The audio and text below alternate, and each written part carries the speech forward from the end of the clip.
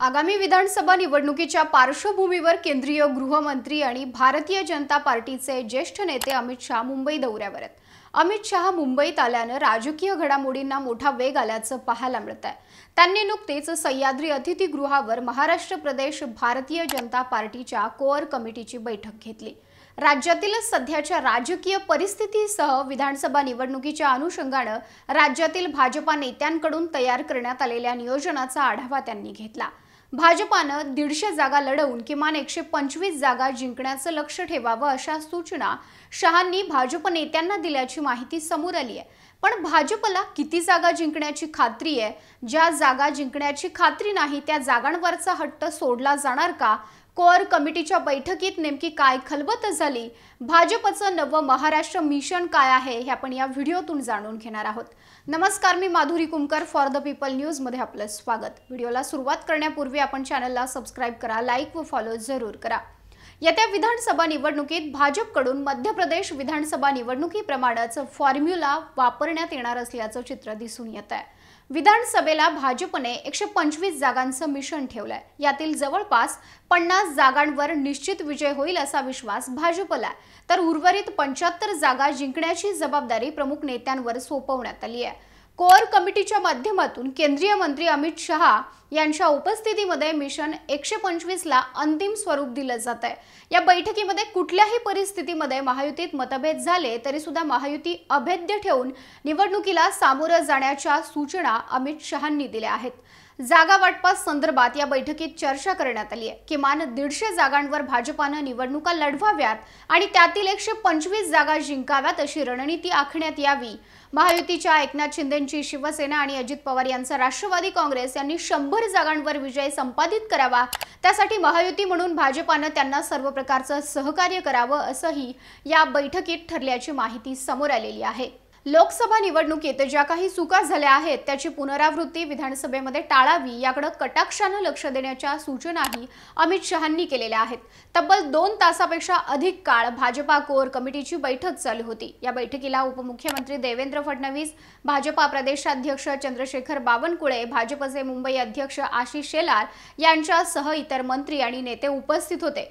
ही core कमिटीची बैठक म्हणजे थोडक्यात राज्यातील सध्याची राजकीय परिस्थिती, लाडकी बहीण योजना याचं श्रेय घेण्यासाठी महायुतीमध्ये लागलेली चढाओढ, बदलापूर इथं अल्पवयीन मुलीवर झालेलं लैंगिक अत्याचाराचं प्रकरण, अवघ्या 8 महिन्यांपूर्वी उद्घाटन केलेला मालवण इथल्या शिवाजी महाराजांचा पुतळा कोसळल्याचं प्रकरण, या सगळ्या घडामोडी आणि लोकसभेला जसा फटका बसला तसा विधानसभेला बसू नये यासाठी भाजपच्या केंद्रीय नेतृत्वाकडून विशेष काळजी घेतली जात असल्याचं दिसून येत आहे।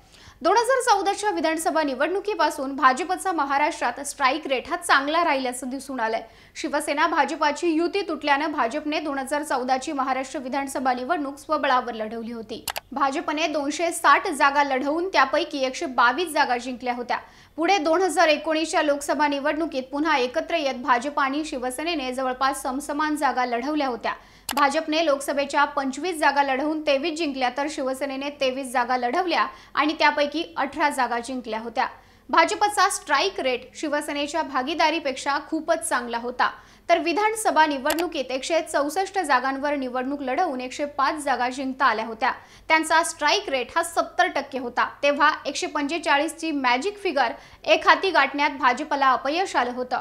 आता 2024 साठी जे मिशन समोर येतंय ते 125 जागांचं आहे। भाजपसोबत शिंदेंची शिवसेना आणि अजित पवारांची राष्ट्रवादी काँग्रेस आहे, त्यामुळे जागा वाटपावेळी वादविवाद, नाराजी या गोष्टी घडणारच आहेत।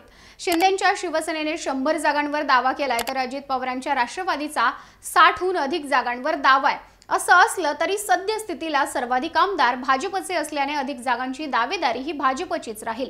मागच्या 2 विधानसभा निवडणुकीतील भाजपची कामगिरी पाहता यावेळी देखील अधिक जागा कशा जिंकता येतील यासाठी भाजप प्रयत्नशील असल्याचं दिसून येतं।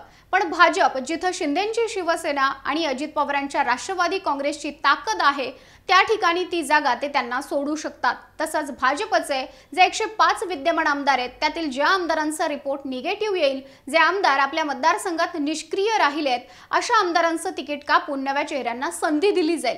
भाजप कुठल्याही प्रकारची रिस्क घेणार नाही। भाजपने जरी 150 जागांवर आपले उमेदवार उभे केले तरी त्यांना महाविकास आघाडीच्या उमेदवारांचं आव्हान असणार आहे। त्यामुळे अमित शहा राज्यातील भाजप नेत्यांशी चर्चा करून त्यांच्याकडून सद्यस्थितीचा आढावा घेऊन पुढची पावलं उचलताना दिसतात।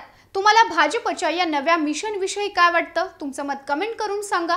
व्हिडिओ आवडल्यास लाईक करा आणि अशाच नवनवीन व्हिडिओचे अपडेट्स मिळवण्यासाठी फॉर द पीपलला YouTube व Facebook वर सबस्क्राइब करा, लाईक व फॉलो जरूर करा। भारत दुनिया का सबसे बड़ा लोकतंत्र और NLC भारत देश का सबसे बड़ा गैर राजनीतिक मंच। शक्तिशाली लोकतंत्र के लिए राहुल कराट का सार्थक कदम। मुंबई में हुआ ऐतिहासिक प्रथम राष्ट्रीय विधायक सम्मेलन।